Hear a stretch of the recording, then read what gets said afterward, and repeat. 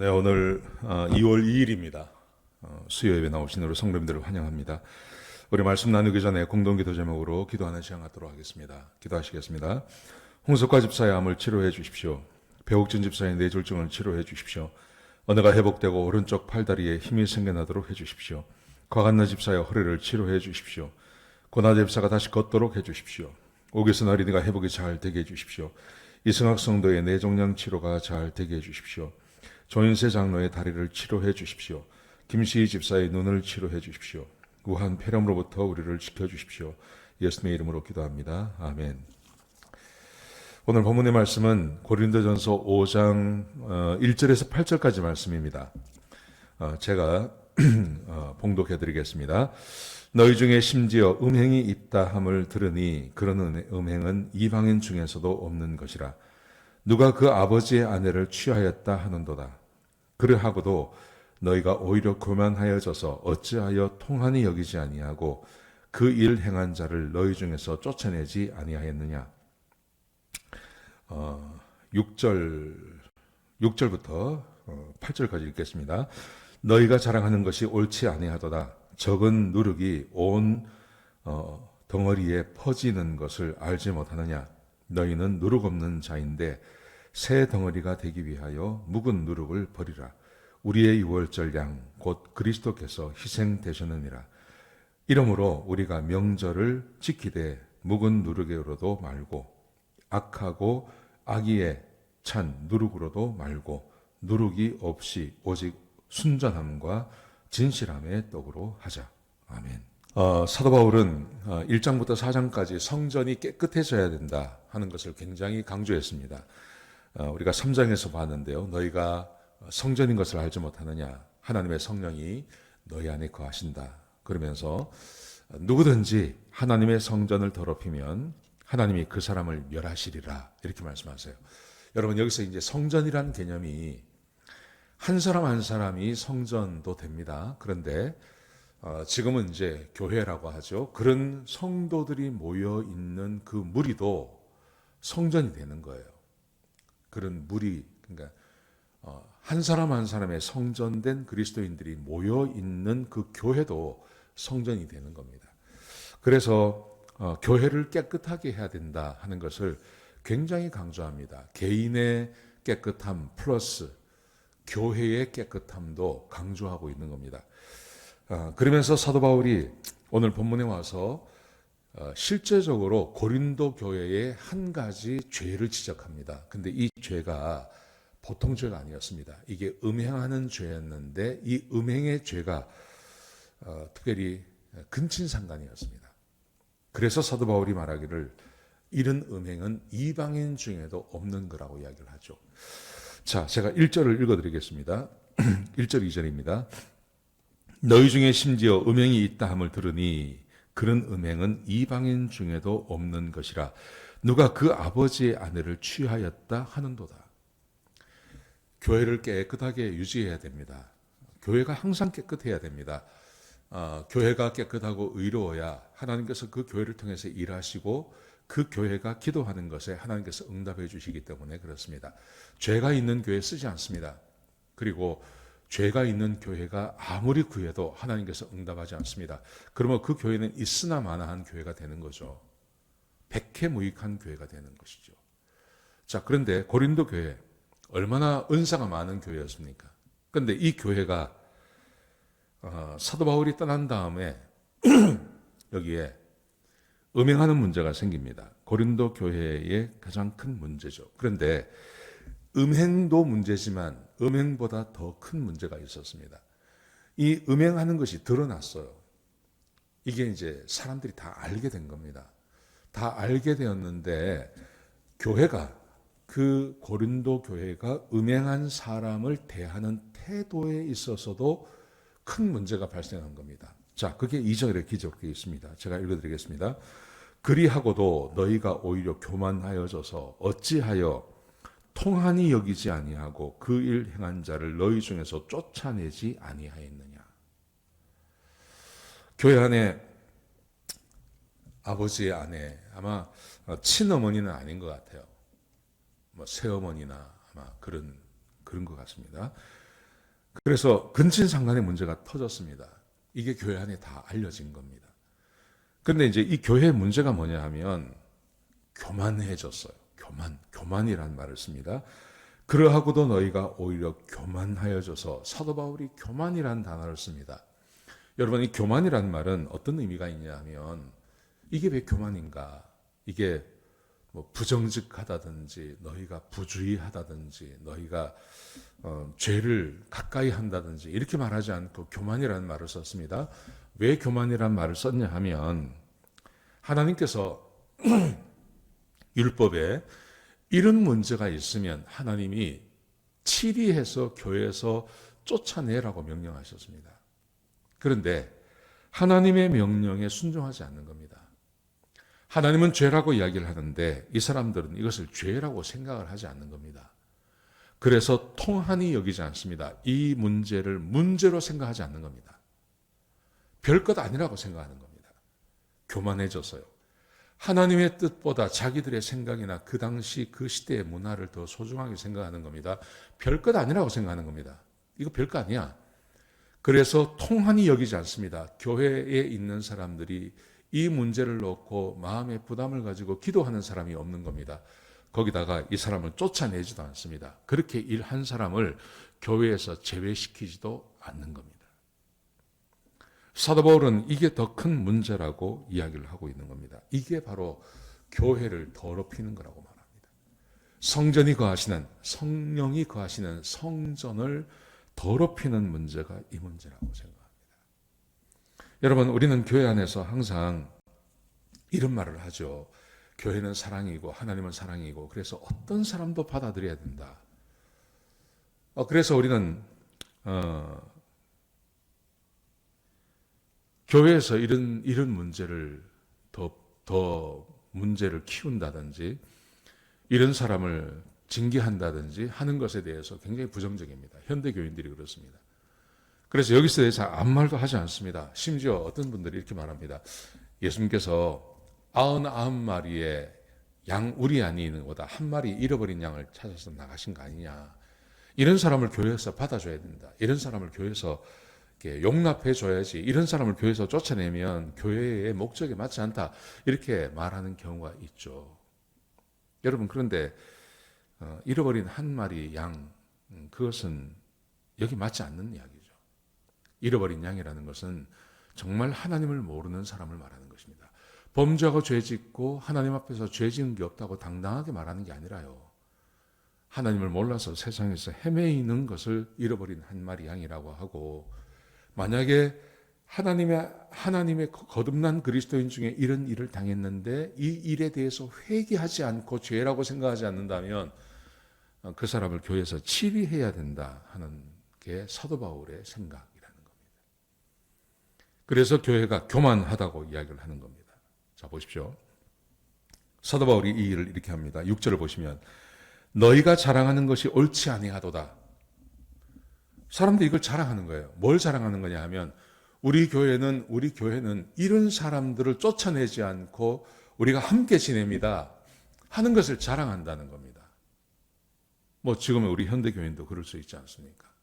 성경에서 죄라고 이야기하는 것을 죄라고 말하지 않는 것을 자랑스럽게 생각합니다. 실제로 요즘 문제가 되는 것이 동성애죠. 동성애는 성경에서 죄라고 이야기를 합니다. 그런데 우리 교회는 참 자랑스러운 교회야 라고 사람들이 생각할 때가 언제냐 하면 우리 교회 그 교회에 있는 담임 목사님이 설교하실 때 동성애를 용납해야 됩니다 라고 말을 하면 사람들이 마음에 뿌듯한 마음을 갖는다는 거예요. 우리 교회가 이런 교회다.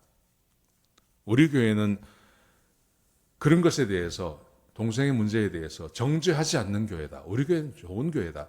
이렇게 생각한다는 겁니다. 지금 똑같은 겁니다, 이게. 그 당시에 고린도는 굉장히 성적으로 타락했던 도시입니다. 그런데 그리스도인들은 그런 성적인 타락을 용납하지 않는 그룹이죠.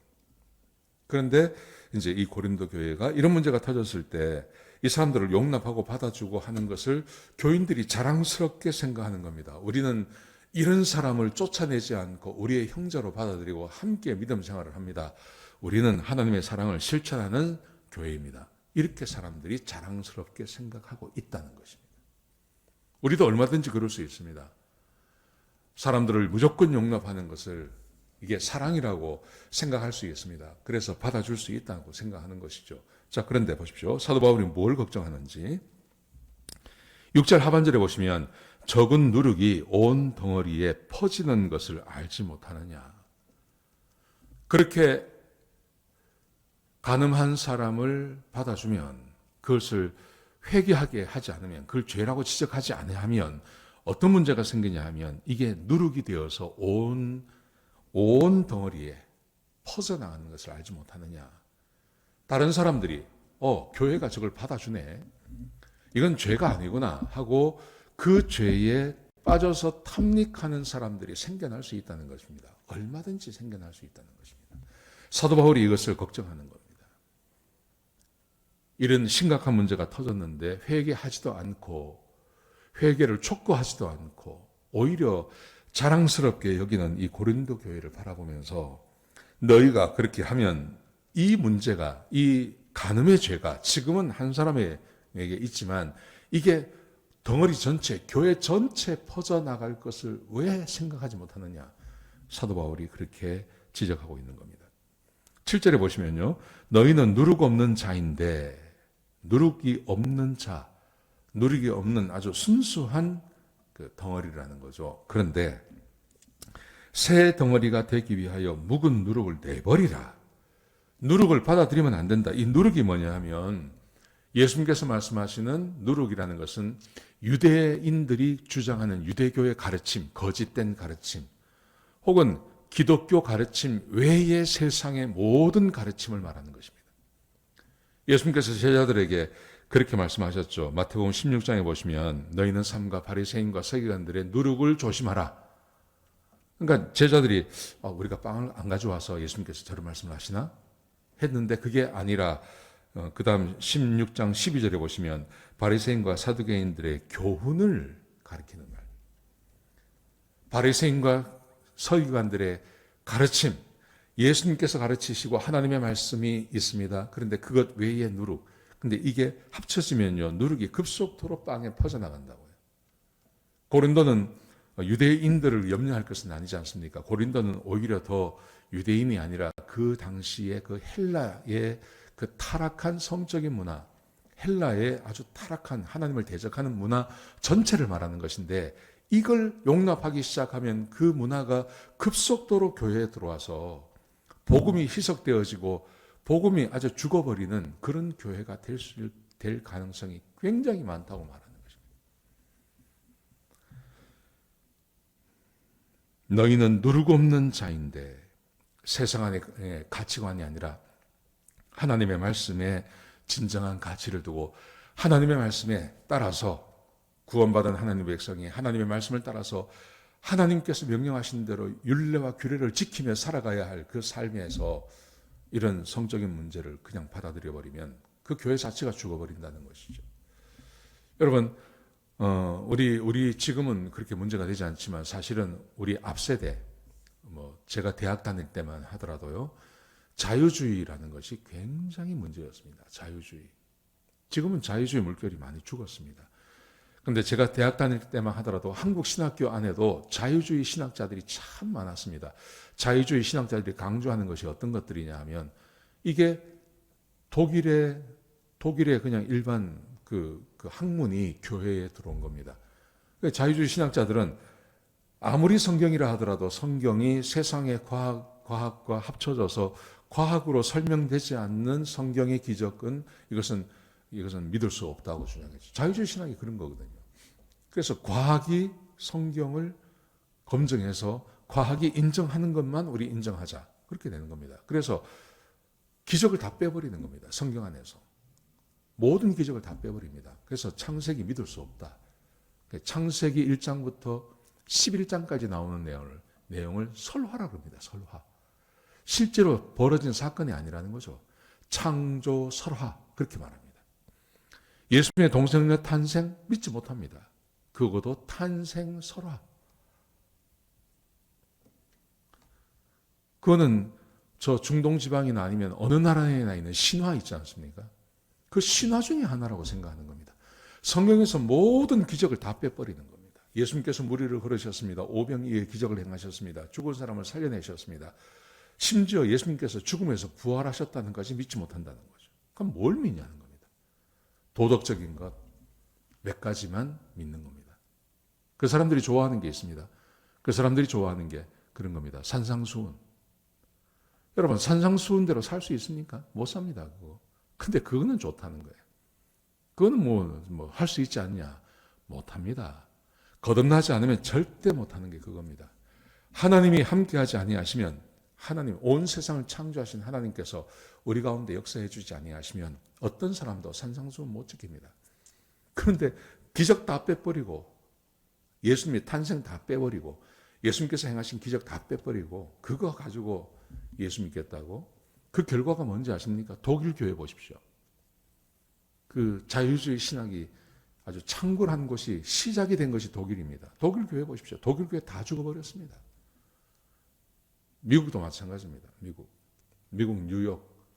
뉴욕에 있는 그 유니온 신학교가 있는데, 그 유니온 신학교가 이 자유주의 신학의 아주 그 본상인 원상지입니다.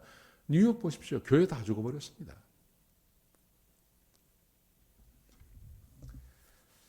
그런 것을 멀리하고 참된 기독교를 지키려고 하고 하나님의 말씀대로 살려고 했던 것이 그 미국 내에 있는 그 바이블 벨트라고 하는 것이죠. 바이블 벨트.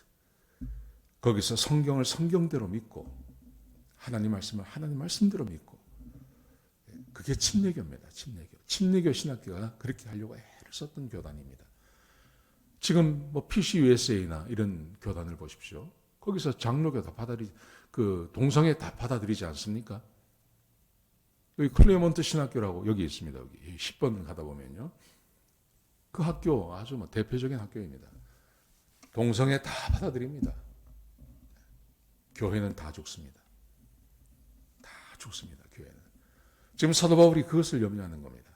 그 누르기 들어와서 복음을 변질시켜버리는 겁니다. 하나님을 변질시켜버리는 겁니다. 세상의 사상이 교회에 들어와서 하나님의 말씀을 죽여버리는 겁니다. 하나님께 기도도 할 수 없고 하나님을 섬길 수도 없는 조처로 만들어버리는 것, 그게 누룩들이 하는 일입니다. 그때나 지금이나 누룩은 항상 있는 겁니다. 사도 바울이 이것을 염려해서 그렇게 하지 말 것을 명령하는 것입니다. 여러분, 세상이 다 깨끗할 수는 없습니다. 그런데 깨끗해야 할 곳은 깨끗해야 되는 겁니다. 병원 깨끗해야 되죠. 그래야 환자를 살려낼 수 있는 겁니다. 마찬가지로 교회도 복음과 하나님의 말씀에 있어서는 타협이 있어서는 안 되는 겁니다. 자, 그래서 3절부터 보시면 사도 바울이 이렇게 합니다. 사도 바울의 조치가 나옵니다. 그렇게 하는 사람들에 대해서 교회가 아무런 조치를 하지 않았습니다.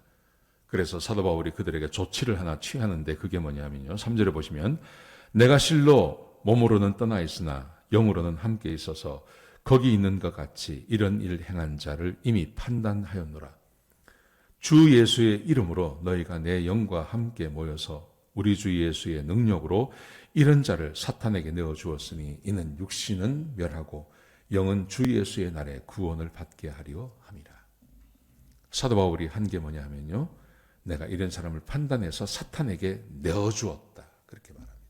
사탄에게 내어주었습니다. 여러분, 사도 바울은 지금 여기 있지 않습니다. 사도 바울은 지금 다른 곳에 있습니다. 다른 곳에 있는데 그렇게 죄 지은 사람을 사탄에게 내어주었다고 이야기합니다. 여러분, 이게 그 죄를 지은 사람에게, 이 교회에게 무슨 영향이 있을까요? 여러분, 그런데 교회의 권위와 그리고 사도의 권위를 이해하면 사도 바울이 취한 이게 얼마나 무서운 것인지를 알게 됩니다. 우리는 지금 이 세대를 살아가면서 교회가 워낙 많으니까 발에 차이는 게 교회입니다. 어디 가나 교회가 있습니다.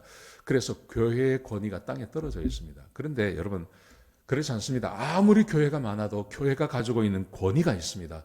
그 권위가 뭐냐 하면요, 오늘 본문이 말하지 않습니까? 사도 바울이 내가 이런 자를 사탄에게 내어 주었노라. 사도 바울이 이 사람을 사탄에게 내어줘 버렸습니다. 성경에 보시면 하나님께서 혹은 하나님의 사람들이 어떤 사람을 사탄에게 내어주는 경우가 있습니다. 대표적인 게 욥이죠. 하나님께서 욥을 잠깐 동안 사탄에게 내어주지 않습니까? 여러분, 그리고 로마서에 보면요, 하나님께서 범죄하고 죄 짓는 사람을 로마서 1장에 보시면 사탄에게 내어주십니다. 그 상실한 마음대로 하나님께서 내버려 두십니다. 하나님께서 보호하지 아니하시고 그들을 내버려 두십니다. 그랬더니 사람들이 온갖 죄를 짓고 그 죄에 대한 대가를 다 치르게 되는 것입니다. 지금 사도 바울이 그 조치를 한다는 것입니다. 내가 그를 이런 자를 사탄에게 내어 주었다. 이것은 눈에 띄는 어떤 제재도 없는 겁니다. 근데 사도 바울이 그렇게 했다고 이야기합니다. 여러분, 이게 어떤 영향이 있을까요? 굉장한 영향이 있습니다. 하나님께서 교회를 세우실 때 그 교회의 기초를 베드로가 고백한 그 신앙의 고백이 있죠. 주는 그리스도시고 살아계신 하나님의 아들이십니다. 바요나 시몬아, 베드로야, 네가 참 잘했다. 내가 너의 그 고백 위에 내가 내 교회를 세우겠다. 그렇게 말씀하세요. 그러면서 하나님께서 베드로에게 천국의 열쇠를 주신다고 말씀하십니다. 내가 너에게 천국의 열쇠를 주노니, 마태복음 16장 19절에 그렇게 되어 있죠. 내가 너에게 천국의 열쇠를 주노니 내가 땅에서 무엇이든지 매면 하늘에서 맬 것이요 내가 땅에서 무엇이든지 풀면 하늘에서 풀리리라. 그렇게 말씀하세요. 여러분, 그런데 여기서 천국의 열쇠, 이게 뭡니까? 캐톨릭은 이거를 이렇게 말합니다. 베드로가 천국의 열쇠가 있어서 일대 교황인데 그가 허락을 해야 천국 가고 그가 허락하지 않으면 천국 못 간다. 이렇게 말합니다. 이단이죠. 그 말이 아니죠. 이것은 교회에 주신 하나님의 권세를 말하는 것입니다. 베드로 한 사람에게 준 게 아니라, 베드로가 무슨 1대 교황입니까? 2대 교황은 그럼 누굽니까? 말이 안 되는 소리예요. 교황 제도라는 것은 한참 후에 나온 겁니다. 자기들끼리 만든 겁니다. 그리고 1대가 2대가 이렇게 해서 자기들이 교황이라고 천국의 열쇠를 가졌다고 그렇게 말합니다. 근데 그게 아니라 하나님께서 교회에 주신 권세를 말하는데요. 이 권세를 마태복음 18장에서 예수님께서 설명을 하셨어요. 이렇게 설명하십니다. 마태복음 18장 15절에 보시면 너의 형제가 죄를 지으면 가서 그에게 권면하라. 만약에 듣지 않으면 두 사람이 가라. 두세 사람이 권면했는데도 듣지 않으면 그러면 교회에 이야기하고 교회가 가서 권면했음에도 불구하고 말하지 않으면 그를 이방인처럼 여기라. 이렇게 말합니다. 이방인처럼 여기라. 그런데 이방인처럼 여기면 무슨 일이 벌어지냐면요. 마태복음 18장 18절에 이어서 예수님께서 이렇게 말씀하십니다. 진실로 너에게 이르노니 무엇이든지 너희가 땅에서 매면 하늘에서도 매일 것이요 무엇이든지 땅에서 풀면 하늘에서도 풀리리라. 베드로에게 말씀하셨던 그거 있잖아요. 그거를 분명히 하나님께서 베드로 한 사람에게 말씀하시는 게 아니라 교회에 주시는 말씀이에요. 너희가 라고 말씀하세요. 베드로 한 사람이 아니라 너희가. 땅에서 매면 하늘에서도 매일 것이요 무엇이든 땅에서 풀면 하늘에 풀리리라. 진실로 다시 너에게 이르노니 너희 중에 두 사람이 땅에서 합심하여 무엇이든지 구하면 하늘에 계신 내 아버지께서 그들을 위하여 이루게 하시리라. 베드로 한 사람이 아니에요. 교회에 주시는 하나님의 은혜입니다. 여러분, 교회가 더 이상 그 사람을 보호하지 않아요. 더 이상 보호하지 않아요. 교회에서 이 사람을 사탄에게 내어준다는 말은 교회가 더 이상 그 사람을 그리스도인, 우리 형제로 생각하지 않는 겁니다. 그러면 어떤 일이 벌어지냐 하면 사탄이 마음 놓고 그 사람을 공격하는 것입니다. 사탄이 마음 놓고요. 하나님께서 욥을 사탄에게 넘겨주셨죠. 그의 목숨은 건드리지 마라. 근데 네가 마음대로 해라. 그렇게 말씀하시죠. 로마서 1장에서 사람들이 범죄하고 죄를 지을 때 하나님께서 그 사람들을 상실한 마음대로 내어버려 두셨습니다. 그랬더니 마귀가 준동하죠. 사람들이 막 죄를 짓습니다. 여러분, 죄를 짓는 것이 그게 무슨 죄냐고, 그게 무슨 형벌이냐고 이렇게 생각합니다. 여러분, 하나님께서는 죄 지은 사람을 복주지 않으세요. 죄 지은 사람에게 반드시 그 죄에 대한 대가를 물으세요. 사탄에게 내어준다는 게 그겁니다. 하나님께서 통치하에 있으면 그래도 하나님께서 막으세요. 죄 짓는 것을 막아주세요. 그 마음에 죄를 지으면 하나님이 징계하시고 하나님께서 꾸중하셔서 죄 짓는 것에 대해서 두려워하는 마음이 생겨요. 그래서 죄로부터 멀어지는 거예요. 죄로부터 멀어지기 때문에 하나님의 징계로부터 멀어지고 징계가 임하지 않는 겁니다. 그런데 하나님께서 내어버려 두세요. 그럼 죄를 마음껏 짓는 겁니다. 죄를 마음껏 지면 그 죄에 대한 대가를 반드시 치러야 하는 것입니다. 그게 무서운 거예요. 하나님의 은혜가 더 이상 임하지 않습니다. 하나님의 은혜가 더 이상 그에게 임하지 않고 그를 죄의 상태로 내버려 두셔서 마음껏 죄를 짓게 만드시고 그 죄에 대한 대가를 스스로 지게 만드는 것.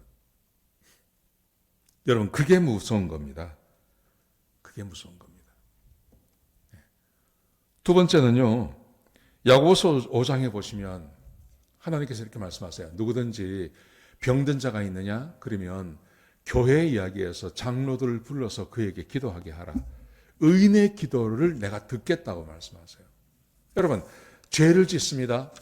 죄를 지으면 죄에 대한 대가를 치러야 됩니다. 또 하나, 죄를 짓기 때문에 이 사람이 비록 교회를 계속 출석한다고 하더라도 그 사람은 하나님께서 보시기에 의로운 사람이 아닙니다. 그러므로 그의 기도에 응답하지 않습니다. 이게 얼마나 무서운 겁니까? 사람이 살아가는 동안 하나님께서 은혜를 베풀지 않아도 되는 사람이 어디 있겠습니까? 늘 부족함이 있고 하나님께서 응답하셔야 할 것이 우리에게 늘 있지 않습니까? 하나님께 늘 간구하는 것이 있지 않습니까? 근데 하나님께서 기도에 응답하지 않으세요. 나를 외인처럼 여기세요. 아무리 기도해도 기도에 응답하지 않습니다. 아무리 예배에 나와도 그 예배에 하나님께서 은혜를 부어주지 않습니다. 어떤 은혜도 그에게 임하지 않습니다. 하나님께서 살아계시다는 것을 그에게 보여주지 않습니다. 이게 얼마나 무서운 겁니까? 죄에 방치하시고 죄를 짓게 만드시고 죄에 대한 대가를 물으시고 아무리 하나님께 기도하고 간구해도 그 기도에 응답하지 않습니다. 예배에 나와도 예배에 감동이 없습니다. 이게 뭐냐 하면요, 사탄에게 내어준다는 말입니다. 범죄하고 죄를 짓는 사람 회개하지 않습니다. 회개하지 않는 그 사람에 대해서 교회가 자랑스럽게 생각합니다. 그래서 하나님께서 사도 바울이 하나님을 통해서 하나님께서 사도 바울을 통해서 일하시죠. 그런 사람 내어버렸더라. 그리고 사탄에게 내어줍니다. 죄를 짓게 만듭니다. 죄에 대한 대가를 치르게 만듭니다. 이 사람이 죄에 대한 대가를 받으면서 하나님께 돌아오죠. 와서 기도해도 응답하지 않습니다. 예배를 드려도 그 예배를 받아주지 않습니다. 어떤 은혜도 경험하지 못하는 삶, 그 삶이 그에게 임하게 되는 것이죠. 여러분, 이게 작은 게 아닙니다. 굉장히 큰 겁니다.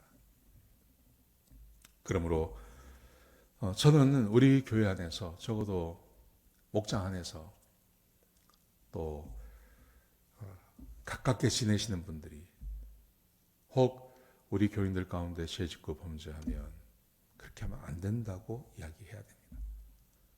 돌아오라고 이야기해야 됩니다. 그게 한 영혼을 살려내는 일입니다.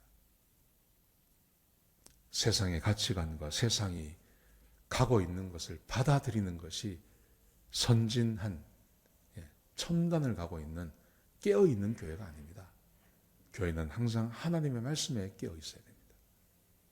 오늘 주께서 우리에게 주신 말씀 깊이 생각하시고 한번 함께 나눈 말씀을 돌아보시는 그런 귀한 시간이 되었으면 좋겠습니다. 기도하시겠습니다. 아버지 하나님, 귀한 말씀 주셔서 감사합니다. 하나님, 교회가 세상에 물들어가지 않게 하시고 이 세상 가운데서 하나님의 말씀에 창념하며 의롭고 깨끗한 교회로 살아남을 수 있도록 도와주옵소서. 바울이 염려하고 걱정하는 교회가 되지 않도록 인도하여 주옵소서. 주님 감사합니다. 예수님의 귀하신 이름으로 간절히 기도드렸습니다.